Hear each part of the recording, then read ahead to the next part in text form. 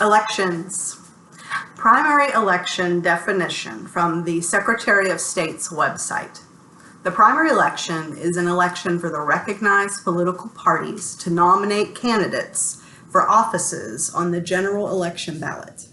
We also elect judges, party executive committee members, Board of Education members, and soil conservation supervisors in the primary election.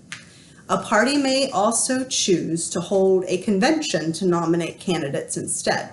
This is why you typically see just the Democrat and Republican candidates on primary ballots. Usually, Libertarian and Mountain parties nominate by convention. The primary election is held on the second Tuesday in May every 2 years on even-numbered years. The races on the ballot are determined by how many years are in an elected official's term, or if someone leaves their office early, resulting in an unexpired term.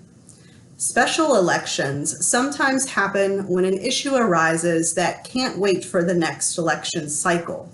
Whoever is requesting a special election is charged with the costs of administering the election. So usually it is more cost-effective to have the issue added to the regular primary or general ballots. General elections decide the candidate who will officially take office the following January 1st. General elections are held the Tuesday after the first Monday in November, so between the 2nd and 8th of November typically. This usually allows time for canvassing or any recounts to finish up the election before the candidate-elect takes office.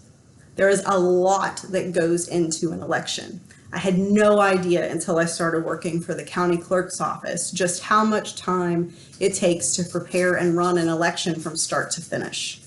We usually begin in January of the election year, have a short break in the summer around June and July, back at it in August, and finish up in December. Before each election, the county clerk's office maintains the voter rolls and begins accepting absentee applications. Absentee ballots are mailed and tracked to those who apply for them. All election equipment is tested and programmed and secured.